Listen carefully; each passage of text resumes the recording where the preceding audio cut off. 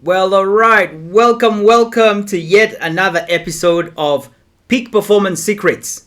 Hooray! My name is Kamoya Benjamin, and I do identify as a peak performance coach. And what that means is that I come alongside people, which is the intention of this Lunch and Learn, and help them to master their mindset so that they can deploy themselves at the optimum mindset in order to create more, whatever more represents, whatever results you're seeking. I am always coming alongside individuals and teams in service of them to create those results. And the intention of this Lunch and Learn is for you to gain an insight, gain awareness, an aha, wisdom that will cause you to deploy yourself at the optimum mindset in order to create whatever it is that you're seeking to create. Now, in today's episode, I'm going to be talking to you about good intentions, but you get bad results. Good intentions, but with bad results. What are some of the ways in which that we sabotage ourselves and we don't get the results that we want? We get bad results. What are some of the ways in which that we sabotage ourselves? I'm going to be talking to you about that. But before we go far, this is part of my series in this week on what I call Leading Myself series. Leading myself. Leadership is at the core of getting results. It's the justification for the gap that exists between here and there. Again, I've shared this in many forums. I just want to bring this up again. If you are watching us for the very first time, I always like to see it this way, that you are at a place, well, that's super big. Let's get a smaller one. You are at a place called here today. All right. That's where you are today. And you want to go to a place that's called there. And there is an outcome.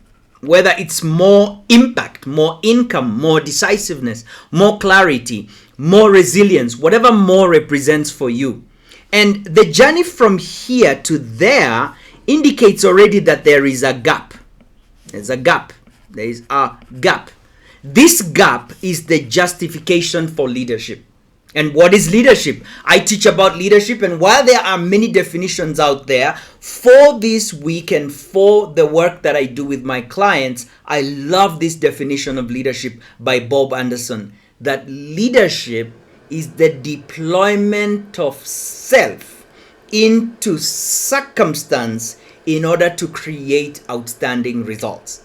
Now, all deployment of self into circumstance is not the same.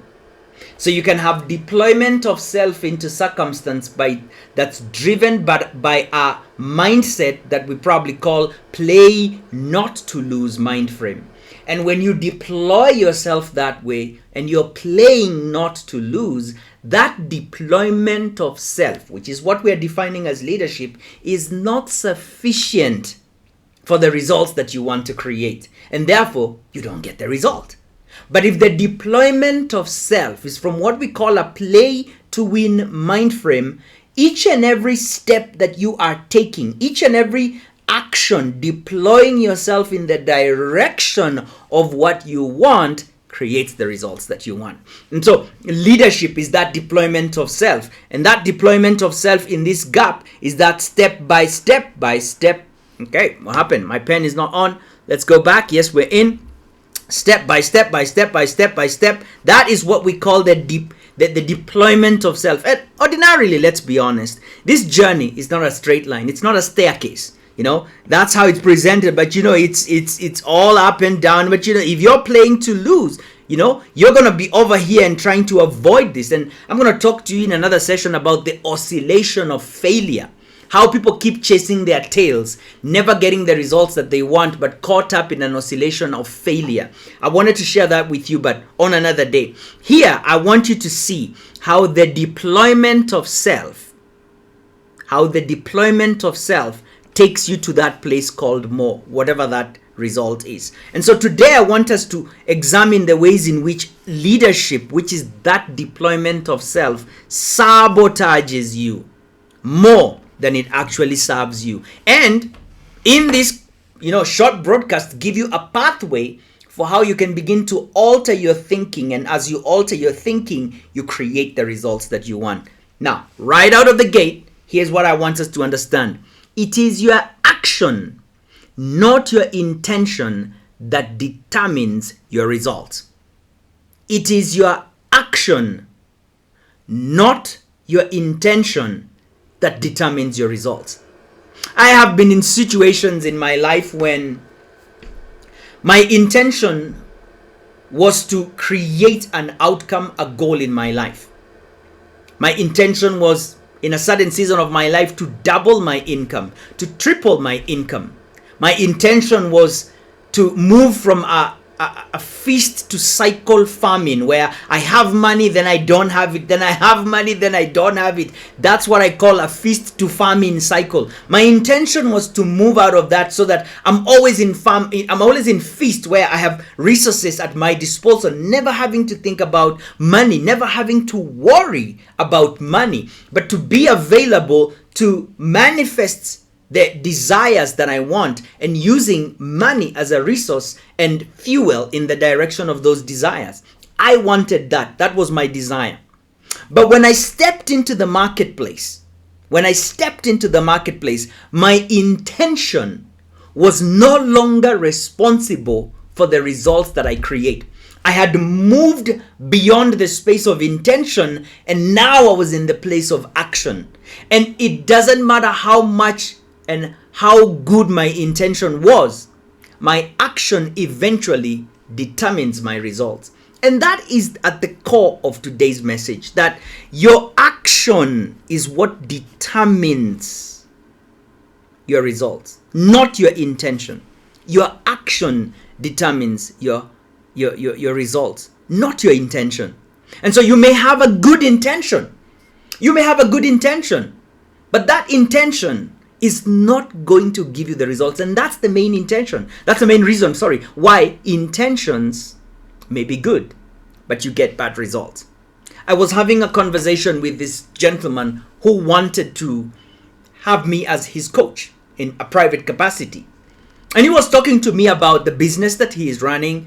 And he's talking to me about the goals that he has, intention. He was talking to me about the plans that he has for expansion, intention. He was talking to me about, the products that they have, and, how they are great and how they've developed them to solve problems in the market, intention. But everything that he was doing, which is his action, was driven by his level of awareness. Look at this. Intention. What births intention is your awareness. Awareness of several things. Awareness of your potential. It can ignite an intention. Awareness of a timing. It can ignite an intention. Awareness of a desire can ignite an intention, and you become aware of it. Awareness of an opportunity that is in front of you can ignite an intention. Intention is I want to. Intention is I desire to. And it can be informed by either your potential or a timing in your life, in the marketplace, or a desire to be, to do, or to have something. And so that intention is potent and powerful. But again, it's not responsible for your action. So what is the difference between these two? Let's look at it. Intention, which is birthed by the awareness of your potential, of a timing, desire, or opportunity, is just that. But the action is behavior that is determined by your beliefs. Action is behavior that is determined by your beliefs. John Maxwell mentioned this, and it hit me like a 4x4 brick. He says, Benjamin, you don't get what you want, which is intention. You get who you are, which is identity. Identity is beliefs, self-image, my self-concept. And so my action is not determined by what I want. My action is determined by my beliefs. If everybody would become a millionaire simply because they wanted to, everyone would be. if everyone would simply become healthy simply because they wanted to, everyone would be. And so intention only stops at a certain point, and action has to take over. Action is the intentional deployment of self into circumstance, and that's where the leadership conversation is. When you're leading yourself, you're deploying yourself moment by moment. Here's something else that I love to share with my coaching clients, and I'd love to share this with you. When does leadership happen? When does leadership happen? Is leadership when you're planning a meeting? Is leadership when you're convening a group? Is leadership when you're, facilitating a boardroom session? Is leadership when you are, standing in front of an audience making a presentation? Is leadership when you're sitting at the head of the table? Is that leadership? No. Leadership is happening in moment by moment. When you're thinking about how you will deploy yourself in that activity, leadership is happening. When you're thinking about the results that you want and the desires that you want, leadership is happening. When you're thinking about how you will deploy yourself, leadership is happening. When you're now in the action phase, leadership is happening. So leadership is the deployment of self into circumstance, and circumstances happen in moments by moments by moments. You call a colleague from across the hall and they look at you and they walk away, they don't respond. What happens in that moment? That's a circumstance. How you deploy yourself in that circumstance, that's leadership. And you either deploy yourself from a play to win, which is the creative structure, or play to lose, which is the reactive structure. And each of those deployments creates a result. So we are all leaders. And when we come back to today's conversation, intention is birthed by your awareness of a potential, of a timing, of a desire, of an opportunity that is within you. But really, action is what carries the day at the end of the day to create the results that you want. If you want to take a screenshot and just put this in your phone, that would be great. Action, not intention, determines your results. That's my key message to you here today. And what determines the action?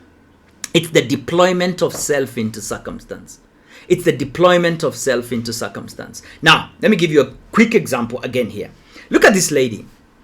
Maybe at one point or the other, you've been in this place where you've become aware of the waist size. You've become aware of how some of your trousers maybe don't fit because you've gained some weight.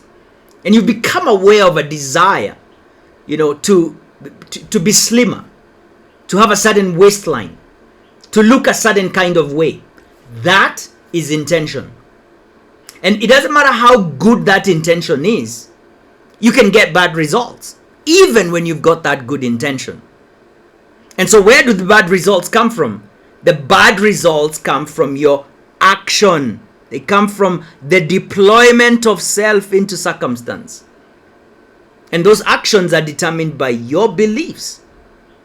So if you're going to move from here, again, you see this idea coming up again. If you're going to move from here where you are today with this kind of body, to go to another place called there, where you have more fitness, more clarity, more, stamina, more, whatever more represents for you.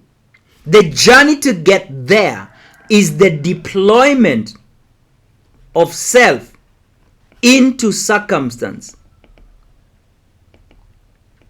And you're doing it day by day, moment by moment. You're doing it when you wake up in the morning and you drink water. You're doing it when you choose, healthy drinks as opposed to, sugar drinks. You're choosing it when you step out and go for a run. You're choosing when you step out and you conquer your inner game and you choose, to lift the dumbbells and to work out. That action is actually what determines your results, not your good intention. So the action here is responsible for your results, not your intention. You can have a good intention. You can have a good intention, but you have a bad result. Why? Because of the way you deployed yourself into circumstance. And as I land here, here's something that I want to share with you. Fear eats belief for breakfast. Fear eats belief for breakfast. And what is fear? Fear is a state you're in, but ultimately it comes down to you not being aware of your resources. I did a series on fear, and you can catch it on my YouTube channel, and I talked a lot about what fear is and where fears come from and how they are developed and how we can conquer them.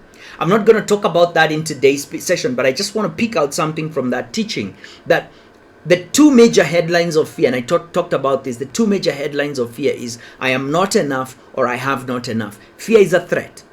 Fear is the awareness of a threat, not a threat. Fear is the awareness of a threat. And fear is a chemical and electrical dump into your system to cause you to become aware of a threat.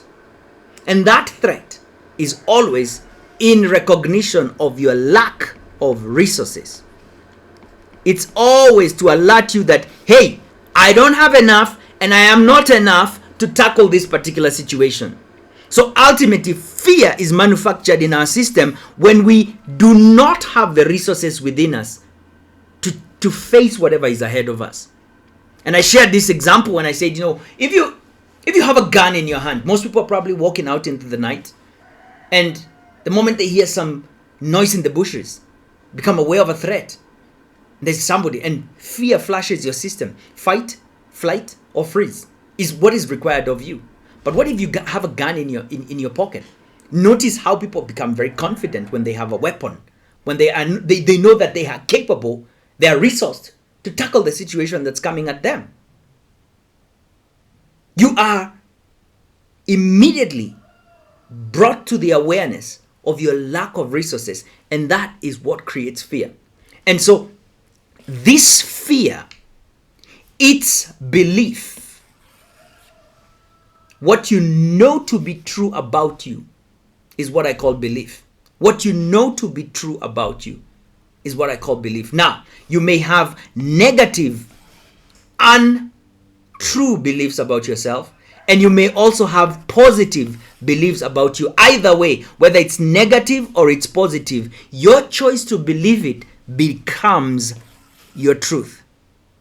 Your choice to believe it becomes what is true of you, but it's not true. It's not that truth. It's not that truth. Which is you're great, you're fully resourced, you're capable, and you're able. But because you believe it, you can believe that you are poor. You can believe that you are born poor. You can believe that you're unable. And that will create again that state. So where am I going with this? That fear eats belief for breakfast. Fear, which is your awareness of the lack of resources, consumes anything that is within you that could be progressing you in the direction of your dreams. Let me give you an example. You may have an intention to earn more money, to increase your income, to double, triple, quadruple your income. You may have an intention to do that. And then you step out into the market, and what you believe is that no one in your marketplace will pay you for your services. No one in the marketplace can pay what you're asking for. How does fear in this case eat your belief? It feeds on that belief and it becomes bigger. It becomes bigger and it gives you evidence that you're not able to do what you want. Now, pause here for a minute. Are you seeing how an intention that was good has been overtaken and crushed by the action, which is starting with the inner game and the processing? Starting with the inner game and the processing that limits the action and the way that you deploy yourself into circumstance. Now, here's another way to look at it. I may have the belief that, you know what, the market is going to pay me what I want. I am psyched up. I have a positive attitude and, outlook into the market. Great. But even in that state, I begin to experience fear, and I do not have the skill set to navigate the fear that I sense. I don't have the skill set to decode the message from fear. What happens? That fear consumes my belief. Oh, you thought you could really do this. The fear comes to take even that belief that you have. So either way, fear eats belief for breakfast. It eats your negative beliefs and becomes bigger, or it consumes your positive belief and you become smaller in the process. At the end of the day, you never take action. And where is all this being driven from? It's been driven from what we call a playing not to lose mind frame. These are the two major mind frames that I've been talking about. Either you're playing not to lose, in other words, fear is the dominant emotion that's driving you. You're playing not to lose. It means you're playing to avoid something. You're not playing to create something.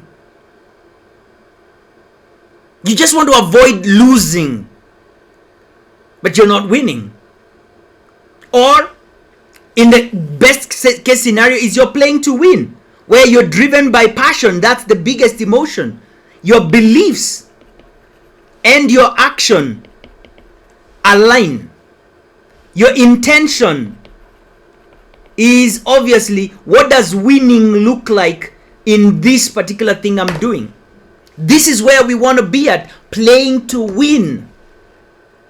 Where though I'm moving from here to there, though I'm here and I want to go to a place called there, I may go this way. But when I'm here, I'm saying, what does winning look like? And I'm looking at that as the north.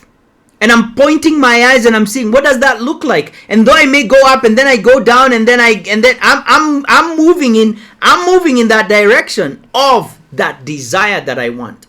I'm playing to win because I've already defined what winning looks like.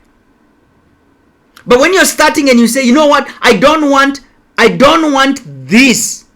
Now what do you want? I don't know, but I don't want this. So what are you going to do? You're just going to do what's enough not to get this. And yet the process may demand that this is what you have to go through. Now I'm sharing all this because I want you to begin to tune into the fact that you have a good intention and you're excited and you're over the moon and you want to go and make it happen. But that's not sufficient. It has to be backed up by belief that is in harmony and in alignment with what is required for you to create the outcome. And that's where leading yourself comes into perspective. That's where leading yourself comes into play. Are you leading yourself from a playing to win mind frame or from a playing not to lose mind frame? Because fear can eat your good intentions. It can cannibalize whatever action you're trying to take. And that's where you end up with bad results. Good intentions, but with bad results. Are you trying to run a business, but you're most scared about what will happen?